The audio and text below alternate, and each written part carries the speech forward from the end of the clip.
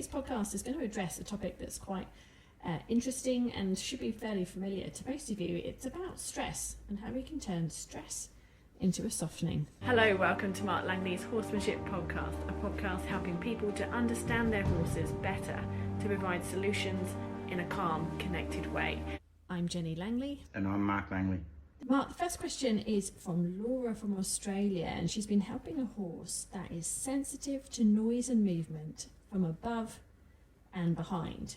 So she'd like to know, what would be your approach to progress this horse in hand with soft responses to the rope feel? So, for example, being able to go forwards, backwards, and step over to the side when you're stationary, when you're ahead or next to them. And then how do you transfer that approach to under saddle? Okay, so if the biggest thing is back behind the eyes, well, do more work from the back end. Even before I do the close contact work beside a horse or anything like that, I might have to look into sort of more work from behind their eyes. But if there's anything like a flag or something, you're going to create a bit of a spook in a horse to see how they deal with it, like deliberate anxiety to see how they process it and what their go-to is, because you obviously want a horse to have a good go-to when it's anxious or worried or confused about something. And the go-to is always process the amount of whatever's in it and then do something accordingly, or if there's a field to follow the field. So basically the rein is always the pathway, a field that the horse feels good about. So basically if you've got a flag and you swoosh it really big and the horse goes, holy cow, I'm really scared of that, well, you're not going to put that behind its eye and do it straight away, but you're going to go swoosh the flag somewhere where the horse can cope with it better, like could be in front of it somewhere, until the horse goes, I'm not going to pull back when you swoosh the flag, and I'm okay with following the feel, and I can deal with this and make good decisions when I was previously quite scared of something. And then because you can go quite big with a scary thing and the horse can find a good answer, a good solution without going to flight or just complete freeze or shut down, then you start to bring that thing behind their eyes. So then I'll just work them behind them for a bit. But if you're having problems behind your horse, then you can do all those leading by lessons where you get the horse out past you and then rub them on the hip and find any areas that you find the horse is not coping with very well. And then when you can be in every position behind them, then you start to do long reining, because long reining is, I'm working from behind. You can feel the rein come around your hips and all that, around your legs, and can you deal with that? Can you swap eyes? Can you do all that? And then basically you just bring the stimulant behind the horse and the bit of a flag, and you might swoosh it a bit, the horse gets a fright, and then you say, well, no, just follow your feel and stay between the reins, and then you let the pressure off a bit, as in the flag a bit, until the horse can cope with seeing those things behind it and realising that they're not going to chase it, they're just there, they're just things that happen, and just process them, but stay between the reins and stay focused on being soft and being in the reins. And at the end of the day, you're not going to die, just follow the path of least resistance. Don't worry about the little eye things that are coming up, they're not going to hurt you, they're not going to do anything bad to you. Just trust the reins, and eventually you'll be working behind your horse after 5 or 6 going the long reins, waving a coat, doing things, patting it, and then next minute, and then also you've got to bring the stimulant up. So you might sort of bring the flag up its side from behind, or get the horse to back past the flag while it's in the long reins or whatever, to get it to move around all these sort of things, back it past the mounting block and back it through the tight gateway.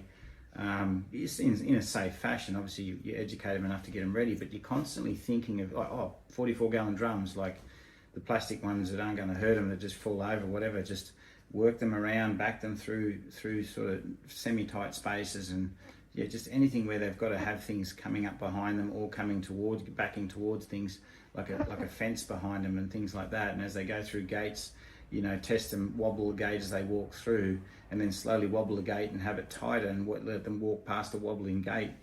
And you're just constantly being creative with all that stuff, from stimulant from the sides and the back, and then basically you just transfer that to under saddle. Like if you're the mounting block, stand on the mounting block, wave the flag where you lead them around the mounting block, and then get on them. And I don't want everyone to go and step on their horse with a flag and shake it and get backed off and come back and say, hey, you told me to do that. But I want you to think about this: is if you can't ride your horse with a flag or something and shake it a little bit, then don't ride in the wind with your raincoat on or the rain, and don't let your horse canter with that zippy raincoat going zip zip flapping around behind them. So basically you have to somehow in your way and your safety build up to that you can do that all from behind their eyes. But you do it from the safety of the ground first, and then the safety of a good sturdy block that you can stand on and have the horse underneath you, working around underneath you, and then get to the stage you're back on their back. And constantly when you ride a horse it gets a bit like that. You know, I ride a bit like, you know, geez, I'm a bit, oh God, I'm itchy, I've got the itches today, and you know, show them that the reins are clear and my legs and heels are clear for acceleration, but everything else is a bit sort of like, you know, I'm moving a lot and I'm sort of, oh, what's over there? And I just get them used to having a live person on their back all the time, you know, and then they can work out what is pressure for them and then pressure that's not for them. Next question is from Jane, and she's from the States. And she listened to one of your recent podcasts about how exposure is not necessarily education, and it may even lead to trigger stacking. She'd like to know what your advice and recommended techniques for educating horses to manage themselves in situations that we can't recreate. So, for example, I think she does endurance riding. So if you're in an endurance ride and a whole load of horses canter past, or riding in a busy show ring, how can we set our horses up to educate them for those stressful situations so that they can do them? The first thing, like there's a few answers that I've been sort of work on that's about speed everything up for your horse. You know, don't get in a set rhythm. So at home, in the calm environment, make sure your horse can get up and go, slow down fast. You know, whatever it is, even if they're not a ridden horse, it's lead up, trot up a little faster, you know. Oh, we're going through a gate, bang the gate, whoa, what's happening over there? Do random things around them that kind of create I didn't know what just happened, and then offer them a solution through leading or direction to help them go, I can follow a feel when things go wrong and I didn't die and I survived it, and do it in, you know, certain increments. So basically try and make the environment that you're working in a bit random. You know, people say consistency is the key, and consistency in training is and repetition, but there's something that you don't want in training all the time, and that is I'm trying to think of the word for it when everything's the same every single day. You want to vary things a little bit, and you know, I'd like to think that you can actually keep a horse alert by going, I'm walking through a scary place and something might go wrong at any time. People don't want their horses feeling like that, but I kind of want my horses like that, because something could go wrong at any time. And the horses that I've seen that are the hardest to deal with are the quietest horses. So the ones that, and I've just had actually a few lessons just recently, the same horses that they show, and they're only young horses, they're showing all the indicators of horses that don't process scary things. They just kind of hide away in connection with the person, or they just go really quiet and they just sort of go, I'll just stay quiet and nothing will happen. But when something big happens, they're so lost, they just look like they're really explosive. So those horses, you've got to constantly keep them thinking and guessing about, you know, so like you know, if I was going to ride out and there was crazy kangaroos that were going to bounce, I know that there's crazy kangaroos that are going to bounce. If the horse didn't know there was crazy kangaroos that are going to bounce, do you think the horse is going to bounce like a crazy kangaroo when it sees it? It will, because it wasn't prepared for that, and it thought nothing was going to happen, and then when it happens, it's an overexposure. So basically, you know, loading on the horse float, how do you be creative without taking your horse to new environments and have all these horses around them? We'll start off by creating a cause of concern and then a pathway to help your horse.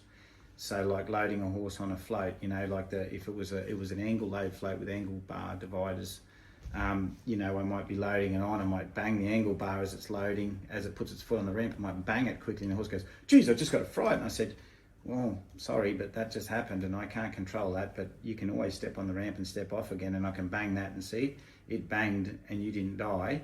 So maybe keep trying that a little bit and the horse goes, oh, I just did something. And then you might take the horse away and say, you just survived that near-death experience. And the horse goes, yeah, I'm okay, I'm still here and I'm still thinking. and then as long as you can create a little bit of a bad experience in their mind, and then after that you've created a good experience through following your idea, and the horse feels safe and they feel good about it, and they let go of a thought. So you might create you might get an opportunity, as the horse might see something over there that really startles it, and then because it's startled, it's got this fixated thought. Then you go, well, pick up on a rope and let go of that thought. If the horse won't let go of that startled thought at home, it won't let go of a 10 times startled thought when you're at an endurance ride.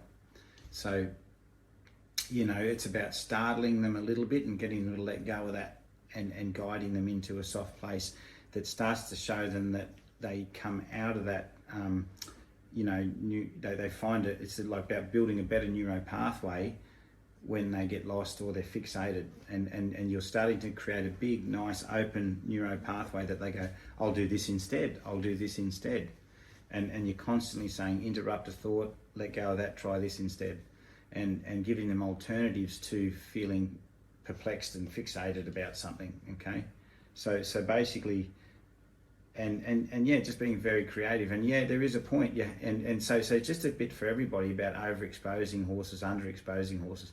I believe you still have to try hard if you're going to take your horse to endurance rides and throw them in the mosh pit. You have to somehow have a way of building them up for that, and doing exactly what I said that you did at home, but taking them somewhere and experimenting with it, because it just sets you up and your horse up to know what you can and can't do, so when they're ready to get to that like high octane environment, because you don't want to throw them in the deep end and still not be quite right, and then it was a big mess, and then the next time they go to an endurance ride, they remember the last time, and they get more frantic about it. So yeah, right. So you can only work really at the level that they're coping with at that point. Yeah. But you're building up trust, aren't you, all the time?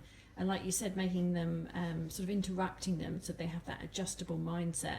That's actually really crucial, isn't it? That you spring in something occasionally, or you say, we're going to do this. Oh, no, we're not. And so they don't get too fixated. And so it brings them back to that basic point. Yeah. They've got to be in the moment. They've got to be listening to the reins and what you're doing and not drifting off. That's, essentially you're a partnership, aren't you? We're doing this together. And so whatever happens, we're doing it together. This is the pathway out. Yeah. We've all probably sat there with someone in the room and they've sat there and they started, did you know the neighbour, they were out yesterday and they were whippersnipping at this time, and they painted their fence like this, and the neighbour, holy cow, that neighbour's. And then the next time you're there, and then suddenly you start to go to that person's house, and very quickly you go, oh gee, did you see that over there? Did you hear that that happened the other day? And and they go, oh yeah, I heard about that. And then all of a sudden it was just a quick interruption, but otherwise you're going to have to sit there and listen to the stories about the bad neighbour for half an hour. And all it takes with a person is a healthy interruption to give them another train of thought that helps them get off that negative path. And I think if you see horses, it's the same thing. You're just interrupting a negative pathway in their brain with an alternative. Right. Okay, that's really interesting. Can you just give an example? Because I think you've trained your own horses and brought them up to a level, and you've been using these techniques to expose them to different things. And you've taken young horses into situations. They've grown up in paddock life, out on the farm, and then you've taken them on a long float journey, and all of a sudden they're surrounded by all these other horses that they don't know, riding out or riding in the arena, and they've coped, haven't they? Can you just describe, the story behind the horses that have had your training and how well they really can do, just to give people a picture of what they can aim for? Yeah, well, they have coped. There's times that they haven't, because I have thrown them in the deep end, because like a mechanic, sometimes I'm working on all the other cars, not my own. But there's times there with the young horses, and there was a particular mare that I started was full sensory overload mare, and she's a real tough mare, I thought, one of the toughest that we've sort of bred in a sense, but a real nice mare, and it's the only one we've ever bred that was that sensitive. And it was quite interesting, because when I took her to a new place, she still had a sensory overload, and I had to be wary of that, because her sensory overload meant there's all these horses running around and I'm still sensitive to all the feel that you offer me. But at the same time, when I'd go and catch her or do something, she'd chase other horses off to say, I know him and I trust him, and I want to stay around him and be with him, you know, and she was highly connected to me in the new environment, as in I knew it was going to be sensory overload. So I'm talking about what I call a fairly extreme mare that, but as she got better with understanding the sensory things, because any pressure on her, she was very sensitive, had to be very, you know, specific on the way you taught her. But she would start to cope with things knowing that, well, I'm okay with you. I know this environment's not very good, but I trust your direction. Now, the better she got at being less sensitive and sensory, the better she trusted direction. And another mare, similar sort of throw in the deep end, she was very green, and I was a bit too green to take her away, I thought, but she did trust the reins, she did trust what I asked her, and she did know how to think through a bit of pressure. Well, when she went to a new environment, she really sort of turned on and did really good, because she was like, I'm off my dunghill, I'm reliant on you because all my friends are gone, all my other friends that I live with all the time.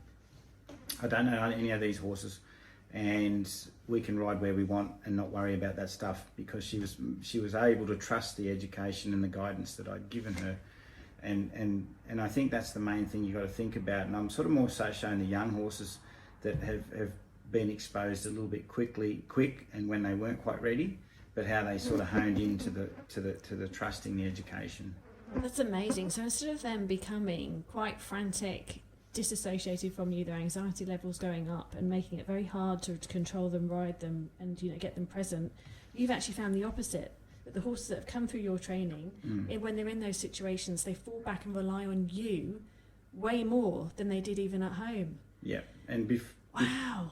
Before that, when I used to train, you know, there's a few sale horses years ago that when I had an idea of maybe getting a horse here and there and maybe putting it through a sale, and, you know, just when we were sort of starting off breeding a few horses and whatnot, and some people would send me a horse to start, and, you know, and I look back and I reflect and I go, back then I had a certain amount of obedience in them, but the real following a feel and trusting pressure, I hadn't quite sort of really sort of harnessed. Yeah. And I noticed those horses, when they got in a stressful environment, they started to get worried about the pressure, and the more heightened the environment, the more worried about the pressure, or the reins, or the legs, and the different things I was asking. That's just a reflection on the whole of the education. It was a reflection on how they felt about, and it goes back to the saying that I have, that I try and say to everybody: is your horse following a feel, or is it moving away from a pressure?